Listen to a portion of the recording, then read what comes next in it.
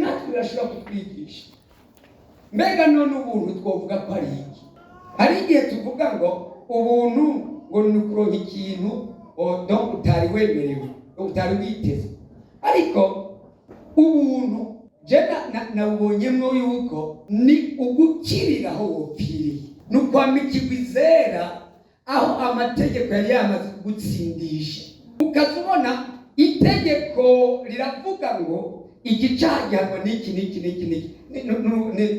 n'igihano kimeze gutya, ariko ubuntu nabwo bugaca buza ngo urera igire ntacawe. Sinzi ko cyumvikana. Ubuntu buregera amategeko.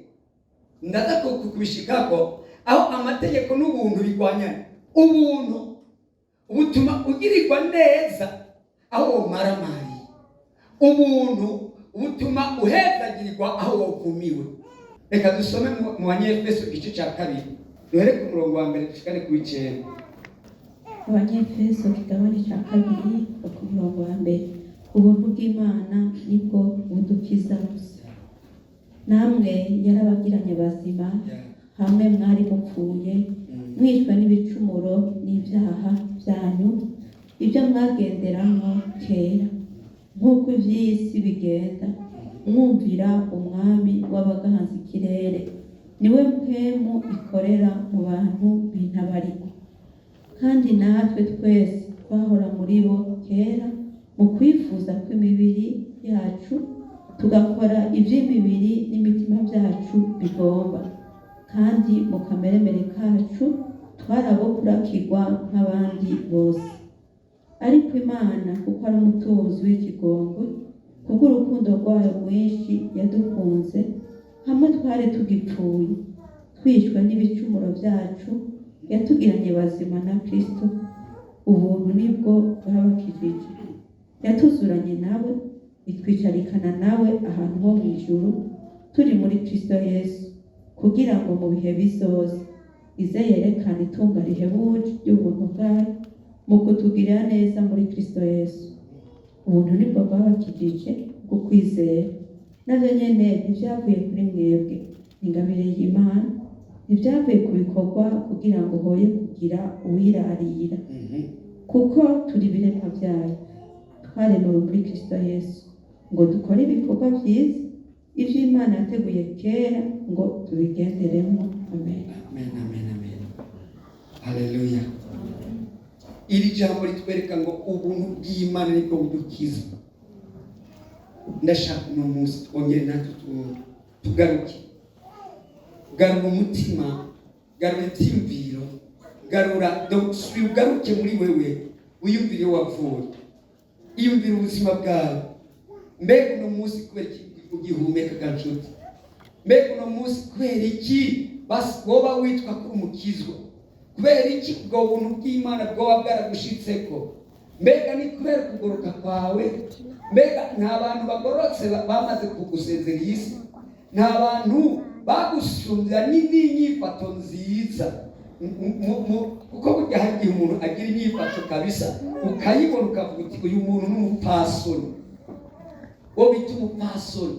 Ni abapfasoni batashoboye kuronka ku gakiza. Ni abapfasoni bapfuye bagapfira mu byaha byabo. Subira, garukana umutima. Ndashaka tugaruke dukonsidere, tumenye ibituma turiho, twongere twibuke ko niba uno munsi turi cyo turi twabigizwe n'ubuntu bw'Imana gusa. Amen. Amen. Hari ikiguzi watanze, niki kintu wowe waratanze kugira ngo wemerwe n'Imana. Iri jambo ritugira ngo iki? Ngo namwe yaragitse bazima, hano mwari mupfuye mwishwe n'ibiganitano n'ibyaha byawe, mwibyo mwagenderamo kera, nk'uko iby'iyi si bigenda, mwumvira akameremere k'abaganza ikirere, niwe mwene ikorera mu bantu b'intabariko. Natwe niko twari tumeze. Hari mwene yakora muri twebwe, nk'uko n'uno munsi hariho igihe ikiri kirakoreramo. Imwe w'intabariko twumvira abaganza ikirere, iyi si y'umuzimagiza, babaganza n'abana. impwemu mbi z'abadayimoni, impwemu mbi z'abadayimoni. Ariko iri jambo ry'Imana rikavuga ngo ubuntu nibwo bwadukijije, ubuntu nibwo bwadukijije. Ukaba waranyoye ku gakiza, ukaba waragize igihe kimwe ukumva neza ko wagira isezerano na Yesu, umenye ko ari ubuntu wagiriwe, hanyuma ntubupfishe ubusa, ntubupfishe ubusa, kuko burya buntu uba ugiriwe buba buvuye kure, buba buvuye kure. Ubuntu twagiriwe muri Kristo Yesu bwavuye kure, bwatangiwe ikiguzi kidasanzwe, ku buryo twari dukwiriye ahubwo kwicara tugasubira tukabyiyumvira. Ijambo ry'Imana tugira ngo ingero y'icyaha ni urupfu, ingero y'icyaha apana ibyaha, icyaha ni urupfu. Ariko ingabire Imana itanga ni ubugingo budashira bubonekerwa muri Kristo Yesu, ngo kandi ibyo tubihererwa ubuntu kubw'imbabazi zayo. Ubuntu.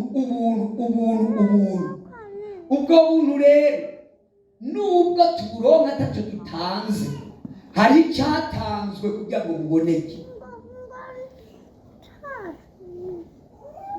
hari icyatanzwe kugira ngo buboneke. Nicyo gituma uno munsi shaka twongere twicare dusubire gusuzuma.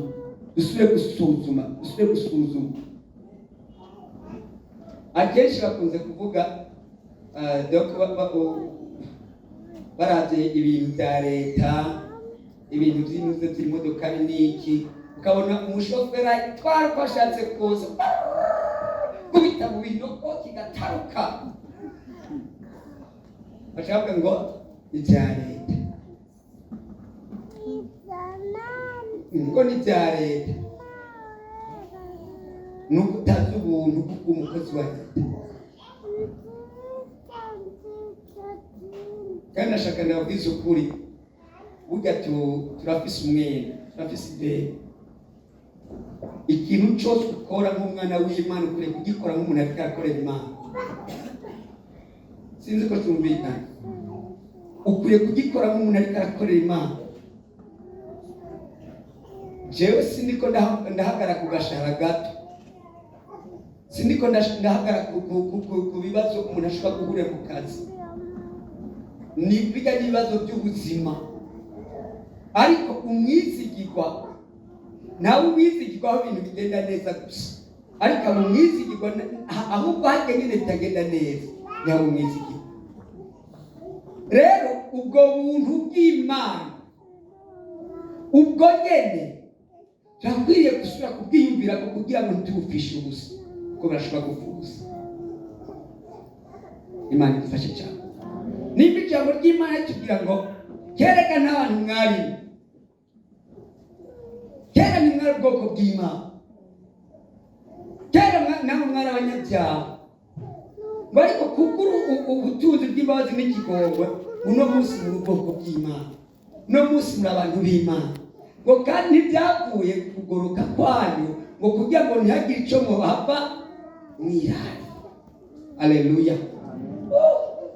Ntibyavuye kugoroka kwanyu, ntibyavuye ku masengesho menshi wagize, kuko urabizi ko no gusenga bitagukundiye. Ntibyavuye ku kuntu wari ufise nyine inyifato nziza. Ijambo ry'Imana rivuga ngo byari kumvikana, byari bisanzwe by'uko umugororotsi yopfira abagororotsi saba, ariko aho umugororotsi apfira abanyabyaha. Ubwo ni ubuntu bw'Imana gusa. Haleluya. Nicyo gituma rero uyu munsi turakwiye kongera kwicara dusubire twiyumvire icyo turi. Uri iki? Fata akanya gatonya wiyumvire. Uri iki? Imana yakugize iki? Warakijijwe. N'abantu bakijijwe ntituzi. Mwatanze iki?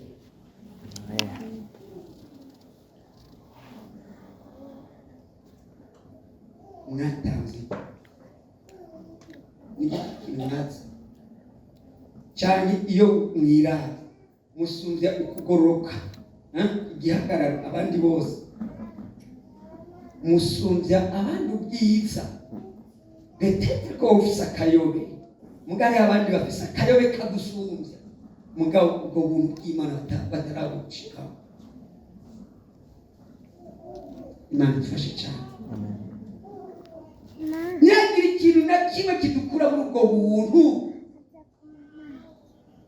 haranira ahubwo kubugumamwo. Imana idufashe cyane.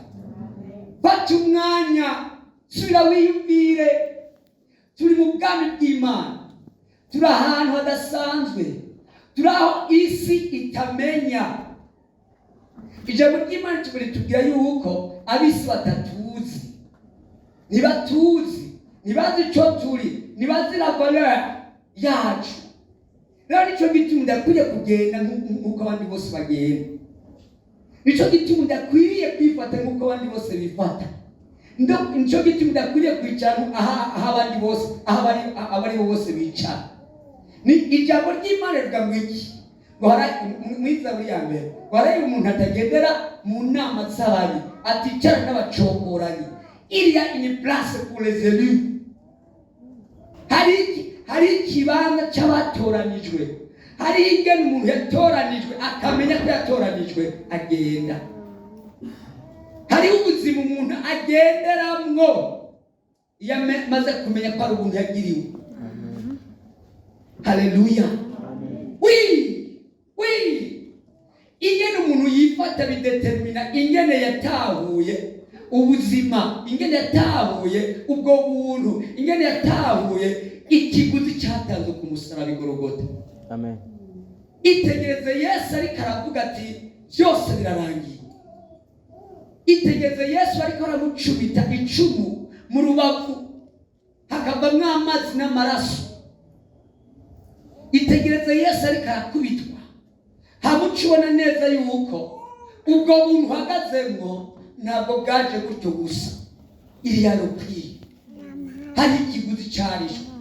Hanyuma nawe ufate nk'ubuntu. Mbega ijambo ry'Imana ritubwira ngo iki? Ritubwira ngo abamwakiriye yabahaye ububasha bwo gucika abana b'Imana. Ahandi agacavuga ngo abo ntibazotsindwa n'urubanza, ngo ariko batamwakiriye baramaze gutsindwa n'urubanza kuko batizeye umwana w'ikinege w'Imana. Kubera kuko bafashe ubuntu bw'Imana, bafashe ubuntu Imana yabagiriye habakabupfisha ubusa. Bafashe amaraso ya Yesu yasesetse ku musaraba bayahindura ubusa, bayagira ikintu atacyo kimaze. Ubuntu bw'Imana. Imana ifashe cyane. Reka dusome inkuru, amajambo ari mu Itangiriro igice cya 6 n'icya 16. Ni inkuru twese tuzi, ariko numva niteguriye yuko Imana idutahuza ukundi gushasha, uko tutahora twitahura. Haravuga ngo ivuka ya Ishimayeli.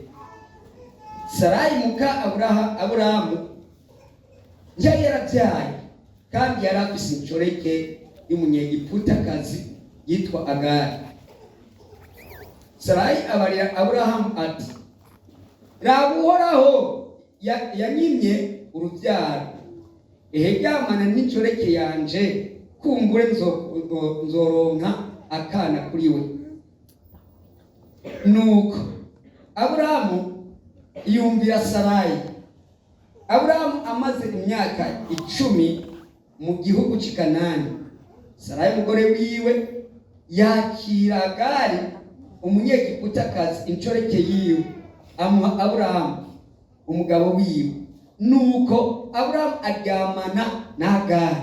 Agari asaminda, maze abonye ko yasaminda bimutera gukengera inabuja. Sarayi abarira Aburahamu ati, aka gakengerwe nkengerewe kazoba ku mutwe wawe.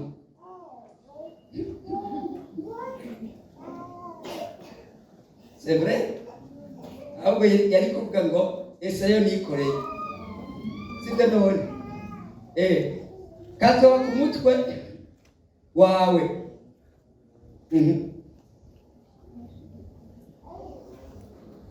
okay natakaye voilà Sarayi abarira Aburahamu ati aka gakengego nkengerewe kazoba ku mutwe wawe ko nashize inshoreke yanje mu gikiriza cawe none bayishira hiye maze ibonye ko ifise inda ica irankengera woraho naducira urubanza twe nawe.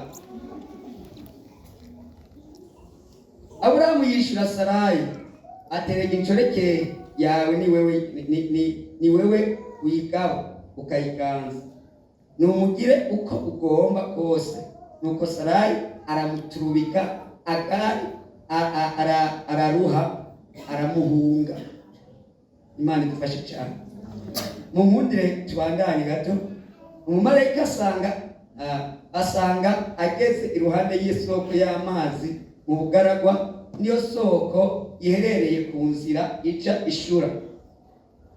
Aramubaza ati Agari inshoreke ya Sarayi. Yani Imana iramenya byose irabimenya. Ndamubwira ati Agari inshoreke ya Sarayi. Haleluya. Sinzi ko nigeze avuga ngo Agari umugore wa Aburahamu, ariko yavuze ngo Agari inshoreke ya Sarayi. Uvahe ukajahe? Aramwishura ko ahunze inabuja Sarayi. Umumarayika uhoraho aramwishura ati subira kwa nyoko buja, uce bugufi munsi y'ukuboko kwiwe. Imana. Haleluya.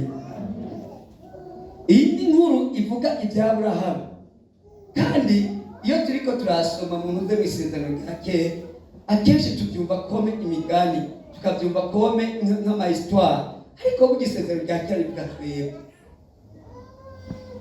Umuntu wese yizera arafise niba mushaka kumenya ubuzima dukenera kubamo, niturabe mu isezerano rya kera. Aburahamu ijambo ry'Imana rivuga ngo ni sekuruza w'abizera. Mu yandi majambo twebwe dufise sekuruza wacu, bavuga sogokuruza. Okay. Sogokuruza wacu ni Aburahamu. Mu yandi majambo turakeneye kumenya iyo dukomoka, turakeneye kumenya n'ingene dushobora kwifata. Iki cyari igihe aho Aburahamu mu gice cya 12 Imana nkuko twabibwiye cyagiye, Imana yamubwiye ngo va mu gihugu cyaso uje mu gihugu jewe nzokwereka uje uhoraho. Ati nanje nzoguhindura ihanga rikomeye, abazoguhezagira nzobahezagira, ngo kandi imiryango yose yo ku isi ngo izoherwa umugisha muri wewe. Aburahamu bacaterura utwiwe twose. Amaze kuduterura agenda yerekeje ahantu atazi, aho Imana itamubwiye, aho Imana itatomye ku rutoki ngo ndakujana. Mu gihe Imana yamubwiye ngo haguruka. Yabwize ukuri, ihamagarwa ry'umuntu iyo Imana iguhamagaye ikubwira byose. Bisawa. Akenshi rero turashaka yuko umengo dushaka kumenya A, B, C, D, E, F, G, H. Y'ibyo Imana iravuga. Oya, Imana ivuga ibiri imbere.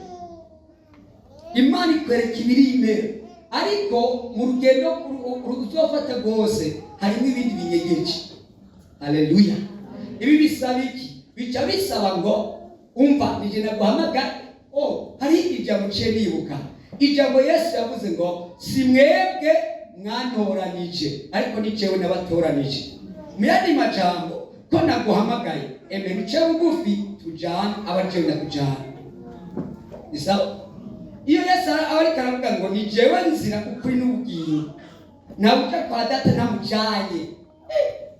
namujanye. Bisigura ngo iyo Imana iguhamagara iguhamagara mu bintu udashobora no gutahura byose. Hama iyo ikaba yiteguye ko mujana, rero ushika ku iherezo n'ujana n'Imana. Haleluya. Nuwo muntu ajana n'Imana, nuwo muntu yemera ati none ko bampamagaye ikindi kirenge ndagishire hehe, hanyuma nkora ikindi nkora iki. Aburahamu amaze gufata iyo ngingo yo kugenda, ijambo ry'Imana rica ritubwira ngo nuko uhoraho abimuharurako haleluya, abimuharurako nk'ukugororoka. Haleluya. Mbega n'igihe gitangura ikindi, ukugororoka nikuzanwa n'ibikorwa, ariko ukugororoka kuzanwa n'ukwizera. Amen. Inyuma yaho rero duca tubona rero Imana igendera musezeranira, atubwiriza nzogukomeza, nzokugwiza, nzokugira ihanga rikomeye. Icyo gihe Imana yamusezeranira yuko izomuha urubyaro, kandi arabyumva. Haleluya. Reka ndababaza ikibazo, mbega amasezerano y'Imana tuyashikishwamo n'iki? Mbega ubwo buntu bw'Imana tubushikishwamo n'iki? Niki kitwinjiza muri ubwo buntu bw'Imana? No kwizera gusa. Haleluya. Nico gituma ubuntu bw'Imana bwagwiriye, mugabo ababwinjiramo si bose. Umuntu aza kwinjira mu buntu muri ubwo buntu bw'Imana akuraho amakoti, akuraho ibintu byo kuvuga ngo mbega bizogenda gute, mu buzima bwanje buzogenda gute, ejo hanze hameze gute, mbega bizoca bica hehe. Do agenda mu kwizera. Aburahamu yasabwe ikintu cyo kwizera gusa. Umwaka wa mbere urahaca, umwaka wa kabiri urahaca, umwaka wa gatatu urahaca, ariko hageze ku mwaka wa 10 Sarayi ngo aca aramubwira ati mbiriza, urabona ko Imana yimye urubyaro. Yibwo muranyumva? Urabona ko Imana yanyimye urubyaro, yaranyimye, yarandatse, ibona nta rubyaro yibona. Ati rero ndakwereka, hariho akantu k'ubwenge ashobora gukora, agakorosi. Rero na Sarayi yakwiriye yuko ushobora kuronka urubyaro, nubwo Imana yarumye kuri yaze kuruma kuri jewe. Reka ndakwereke birashoboka. Hanyuma baca mubwira ati hariho incoreke yanje yitwa Agari yari yavuye, Agari n'umunyegiputakazi, umunyambukira ku masezerano, utasezeranye n'Imana, ahubwo yaje asanga umuryango ufitaniye n'amasezerano n'Imana. Kirumvikana? Acaraza, amaze kuza, Sarayi acamubwira ngo umviriza rero Aburahamu, fata rero incoreke yanje, hanyuma uyibyare ko umwana azoca yitwa jewe. Atanga iki? Atanga ibintu by'ibikoko. Hari ibintu umuntu aronka kubera kuko abanje kwikorera utuntu twiwe, uturobini. Hari inzu umuntu ashobora kubaka muri robini, hariho mariage zishobora gukorwa muri robini, hariho amaparsera agurwa muri robini, hariho amazu agurwa muri robini, ariko ayo nta mugisha agira. Uno munsi rero turi ahantu duhagarara hagati y'ukumvira kandi n'ukwihangana. Hariho umugisha ngaha uw'Imana yasezeranye, ariko hariho n'uwundi hariya uw'Imana itasezeranye, amarobini. Nk'umuntu ari we wese afise kameremere k'umuntu, kameremere k'umunyabyaha, Aburahamu atakaza kwa kurindira, atakaza kwa kwihangana, ajana nabwo, avugana yemezanya na Sarayi, afata Agari noneho amubyara k'umuhungu. Aho tubona imbere havuga ati urya ntava kuri jewe, suwisezerano wona gusezerana azova kuri urya nyene kajya kahetse ujya gutaba akazi. Imana ishimwe. Sinzi ko mubyumva, hari isezerano Imana gusezerana, ariko kandi hariho n'igikorwa cyo kurindira. Aha hantu twatakarira rwose, twatakarira tukava mu buntu bw'Imana.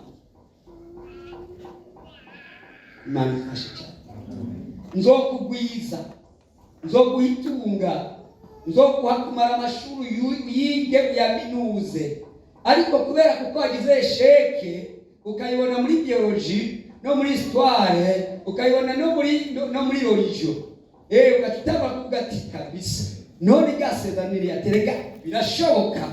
Imana ikaba yavuze ati none nje ngo gushikana hariya reka ko bisisenda reka nirondera igene yocamo, ariko ivyo ntibizogira umugisha. Imana idufashe. Hatanguye iki? Hatanguye ibikorwa, kandi iyo hatanguye ibikorwa hacaza amategeko. Wa mugore Sarayi yanjoreke imaze kugutwarira ikitanga kuvuga ati ure nanje ndikerkine aho yakabere ni kera ubu narushitse. Sarayi kaza ati gagende ati utumane yenu chitane na nta makuru nishanya amaboko ufise bisa injoreke yabyutse bishitse ku rwego rwo kuba inabuja nawe yamanutse ajahe hasi. Uko niko ukutumvira Imana cyane, kutihangana bidutuma tuja kucyaha, bidutuma tuja ahantu kure, aho uza gusanga dufashwe nabi. Sinzi ko maze kubibona, iyo umukizwa ari igiturire bakabibona bakorana bari bazi ko ari umukizwa, bash ndakubwiza ukuri nta n'ijambo n'irindi muzosura kuvuga imbere yabo. Ate yashawe twaraguhinyuye kabisa, manuka hariya. Wowe wari uhari nk'iki, wari uhari nk'icyago c'Imana, wari uhari nk'icitegerezo, wari uhari nk'umuntu. Ahubwo nibaza kuvuga ati mbega umwizigwa nuriya mukizwa ntimubizi nuriya muga, noneho wavuye ku ntebe y'ubwami. Nk'uko Adamu yavuye ku ntebe y'ubwami, niko nawe wavuye ku ntebe y'ubwami. Sinzi ko cyumvikana.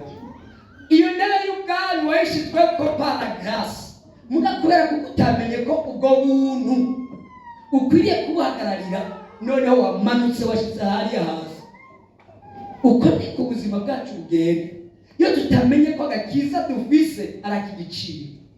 Ndabwiye turamanuka gushika nabi, abantu bagasigara badufata nabi. Iyo Yesu avuga ngo mbega ng'umunyu ubukimaze iki iyo wamaze gutakaza uburyohe, hari icyo ukimaze ngo uterwa ngaho bakawunyanga. Nicyo kimwe n'umukizwa atari umukizwa. N'umukizwa yataye ubwo bukizwa, iyo identite yatakaje ubwo buntu yagiriwe n'Imana. Uyo ndakubwiza ukuri uza gusanga ari kutugisha. Hagarara ubuntu bw'Imana bwati, hagarara mu kibanza kabisa. Utabura yuko ari ubuntu Imana yakugiriye, n'imbabazi ziteye ubwoba wagiriwe. Reka garuke Sarayi atangura kubona noneho ko ibintu byahindutse. Aravuga ati ntibishoboka, bisa ntibikunda. Yangaje urubanza, amategeko aratangura. Mu rugo kwa Aburahamu ata amategeko yari bwazi, amategeko atangwe kuza. Atumviriza rero Aburahamu, mufasha wanje, jewe urabona ibi nyene ibintu byabaye, inchore isigaye isuzugura jewe, ati byanje nawe kabisa Imana ibijemo. Ubu rero hageze yuko ahamagara Imana. Yabwiza ukuri, birababaje ko umuntu aporomoka agafata inzira yiwe, mu nyuma agahamagara Imana. Nuko ari umutunzi w'imbabazi n'ikigoro, iyo Mana yakubwira ati mbega igihe wagenda utansezeye. Sinzi ko cyumvikana, kirumvikana ko mwamenye cyane. Imana yohakuye ivuga ati wowe igihe wabikora utansezeye,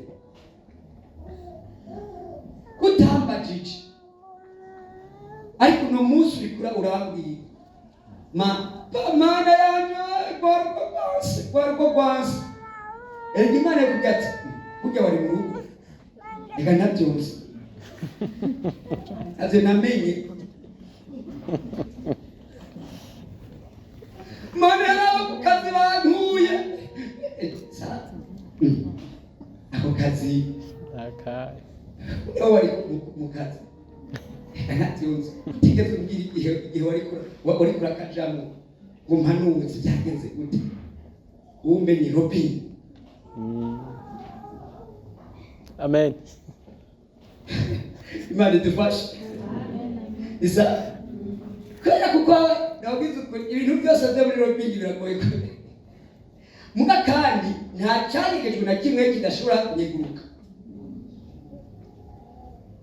Sarayi rero atangura kuvuga uko. Ndababwire, bari bahamagawe n'Imana kubw'ubuntu bw'Imana gusa. Nitwibukane mbega Aburahamu ni igiki cyatumye atoranya, ko mbona yasenye ibigirwamana cyo kimwe na Nahori mwene wabo, agasenye ibigirwamana cyo kimwe na Tera, ariko imbabazi z'Imana zikamushikako, hanyuma agacagurwa muri abo nyene bari bafise n'ibigirwamana.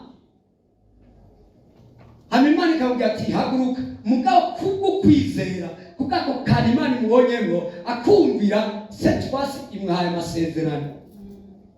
Hariho ubuntu bwo gutoranwa, hariho ubuntu bwo gukizwa.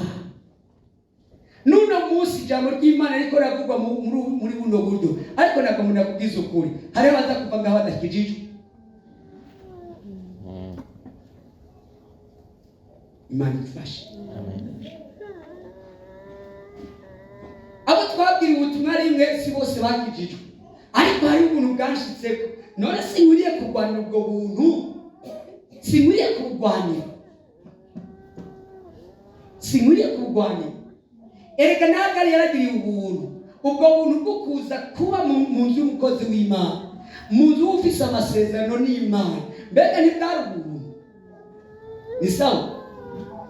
Mbega iya heza akasama iyo nda, mugabo akaguma aciye bugufi munsi y'ikiganza cya inabuja, mbega ntibyari gukunda. Mugaseti kwasi yabyuze, kubera kuko ntiyamenye ko ari ubuntu kuba ngaho hantu.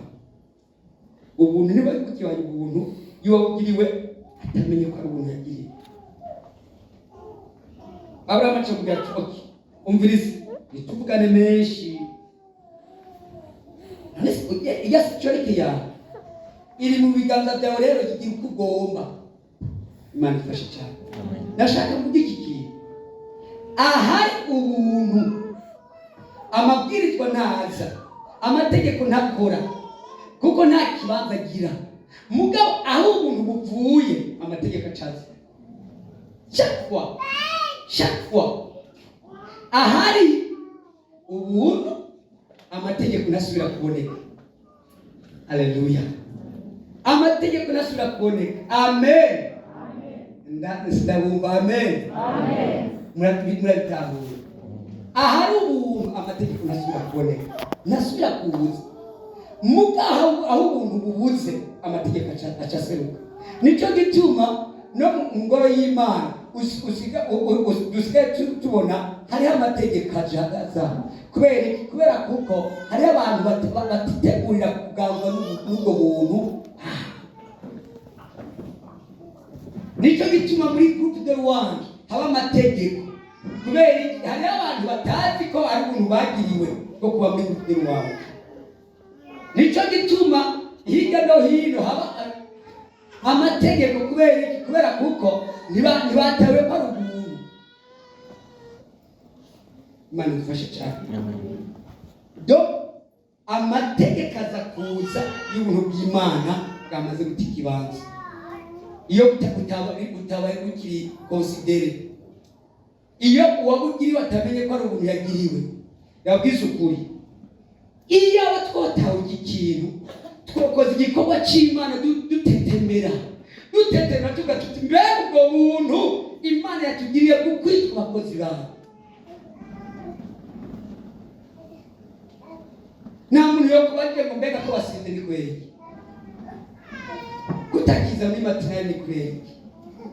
Ayo n'amategeko yaje kubera kuko ubuntu bwahavuye. Imana ifashe cyane.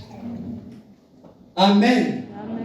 Amategeko aza iyo ubuntu wagiriwe bwamaze guta agaciro. Icyo gituma Yesu acavuga ngo nimureke urwavu n'uburo bikurane. Rero ko hari urwavu n'uburo, icyo gituma haca haza ibigenga umwe wese.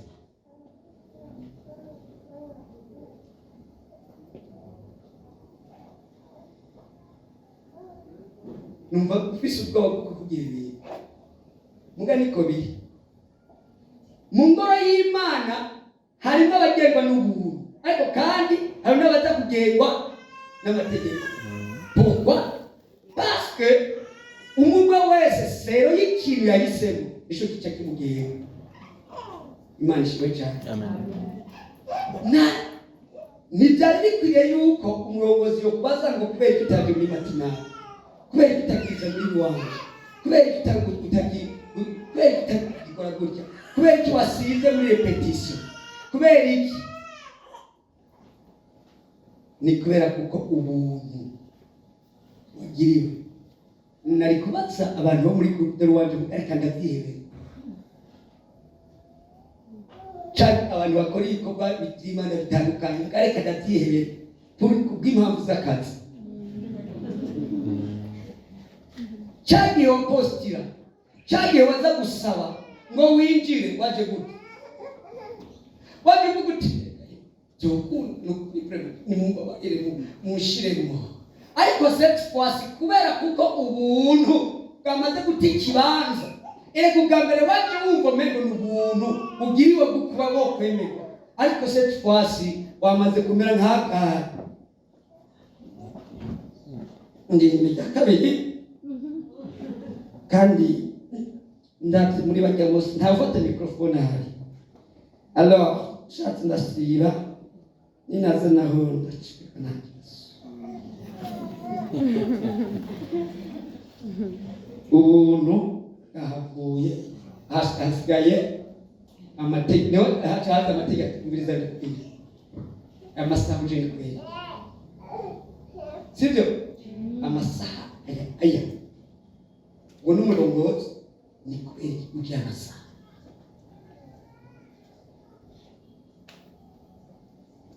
Kubera kuko ubuntu bwa mbere bwahavuye.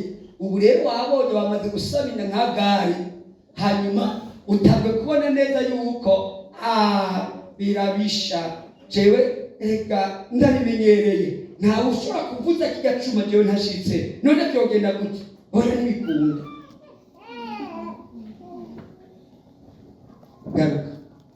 Garuka kuko awaca haza cya kintu gihongora.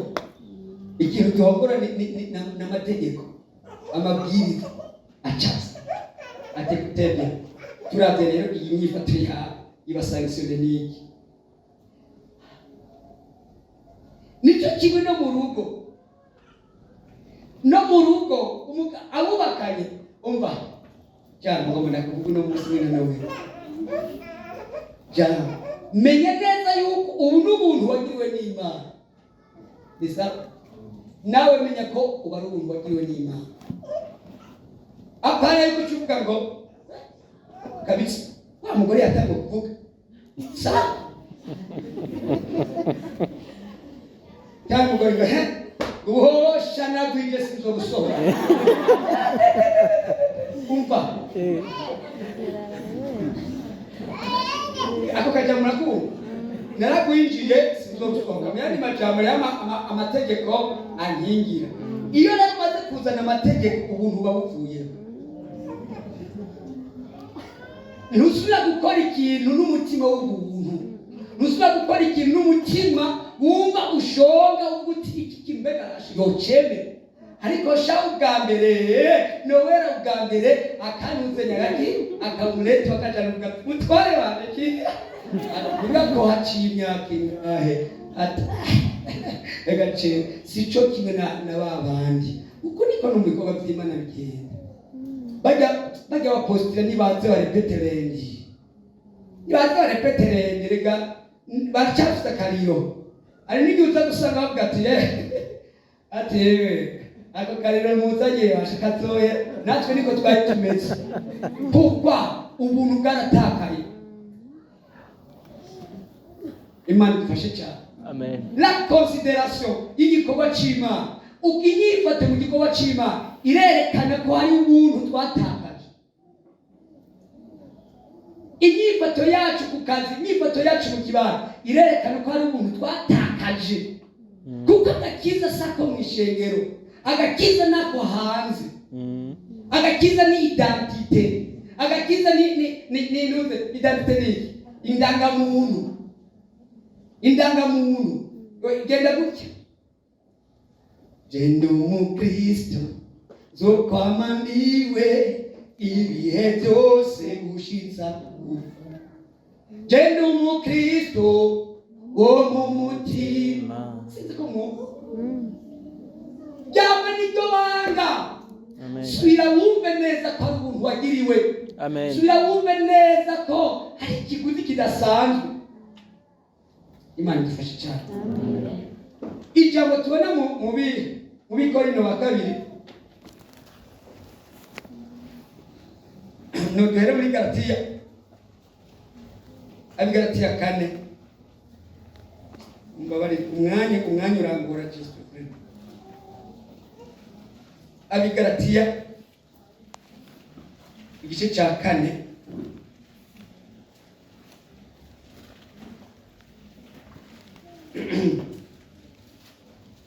igice cya 4 nabo igice cya 4 uhere ku murongo wa 20 ndaza kubaka mwebwe abagomba kuganzwa n'ibyagezwe nimumbarire mbega ntimwumva ibyagezwe kuko byanditswe yuko Aburahamu yari afite abahungu babiri umwe yari uwo mu kontoreke uwundi ari uwo umugore bwite. Uwo kontoreke yabyawe mu buryo bw'umubiri, uwo ku mugore bwite yabyawe mu bw'isezerano. Ibyo ni nk'umugani kuko abagore ari nk'amasezerano abiri, rimwe ryavuye ku musozi Sinayi ribyara abo kuguma mu buja, iryo ni Hagari. Nuko Hagari n'umusozi Sinayi wo muri Arabiya usobanurwa ngo Yerusalemu wa none kuko usanga iyo buja n'abana babo, ariko Yerusalemu wo hejuru niwo mugore bwite, niwo mama wa twese. Kuko handitswe ngo nezerwa wewe mugore w'ingumba utabyara, turika usemerere wewe utaramukwa, kuko abana b'intabwa ari benshi baruta abo ufise umugabo. Namwe begeza ijambo ry'Imana tugerekana iki ariko Pawulo ariko agira asigura cyangwa icyo tugiye gusoma hariya mu itanguriro atangura kwerekana ati ingene hajya Agari na Sara berekana amasezerano abiri.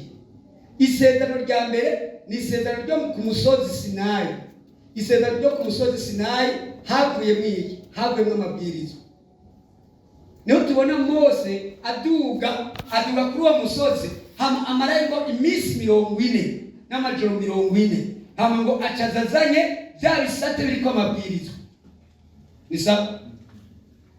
Kandi Sara rito Agari ngo usigurwa mu kirimi cyabo ngo umusozi ngo rohoshe igitanda. Hama iryo Agari rero yogoshe ku banyisirayeli hajya kuri Sinayi hajya bahita ngo ni hoshe. Rero amanuza amasezerano abiri, isezerano rimwe ry'amabwirizwa n'irindi sezerano ry'ubuntu. Isezerano ry'ubuntu turibona igorogota ku musaraba. Imana ifashe cyane. Hama umugore umwe hagati ya Sara nanuze na Agari bajya basigura amasezerano. Agari risigura ngo isezerano ry'iki y'amabwirizwa ibyagezwe. Hanyuma Sara naryo rigasigura iki? Amasezerano y'ubuntu, la promesse de Dieu. Igiti Imana iguha utarinze kumerita, aho umuntu atarinda gukoresha ibikokora n'inguvu. Ariko muzewe Sara yari karondera iki? Yari karondera yuko aronka ya masezerano mugakoresheje inguvu. Naco Abrahamu yaguyemo. Uyu munsi natwe byotwigisha iki? Byotwigisha neza yuko turakwiriye kuraba aho twegamira. Mbega wegamiye ku mategeko aziko kurongora. Ariko ijambo ry'Imana gacane kuvuga ngo iki? Ngo amasezerano yo y'Isinayi irya alliance cyane amasezerano yo ku musozi Sinayi yatumye abantu bajanwa nk'inyagano. Yajanye abantu muri extravage. Niko nuno munsi amategeko uya atugira imbohe. Nico gituma Paulo yari karavuga ubutumwa bwiza avuga ngo bavuga ngo ntukoreko, ngo ntukadeko, ngo ntukagire iki. Nisa abo nababaganzwa n'amategeko. Ariko abaganzwa n'ubuntu bazi neza guhitambo ikiryohera Imana. Kuko bavuga ati ubu buntu nagiriwe sishobora kumvisha ubusa. Imana ishimwe cyane. Abasezeranye n'Imana cyane abari muri iryo sezerano ry'ubuntu bameze batandukanye na Esawu. Esawu yagize iki? Yataye isezerano, yataye ukubasamuragwa ku bw'akantu gatoya. Mbega ni ikihe kintu kiriko cyagukura mu masezerano y'Imana? Ngo motifu yashonje, hanyuma ngo yumva kabisa kiriko kiramubozora, ngo nico gituma atokwihangana ati takuma nawe yakubatigwiriza mwiza ukuri. Ninaguhinga harageze yanje nacishije mu bukoto. Uca duheze rijya sezerano ry'ukubasamuragwa tuheba ati mbega none no sezerano no amasezerano kandi ati prito ngo noshitse muko kuba samuragwa kandi none ugomba nipfire rege nzari gomba inyici. Bisa none uko siko bigenda nawe ngo reka sha ngo nzoba ndagororoka bari duno munsi ripe mbe nifashe no munsi hanyuma ibisigaye nabwiza ukuri ngo byabaye ku Banyisirayeli, byabaye kugira ngo tubere akarorero. Natwe no munsi turi hagati ya Sara nanuze na Agari. Turi hagati y'abantu bumvira baguma ku Mana malgré uko byogenda kose, naho hotse bikuba cyane ibisebuze cyane. Turi muri bamwe bavuga ati Imana yateze reka twirondere inzira. Imana ifashe cyane. Sinzi ko cyumvikana.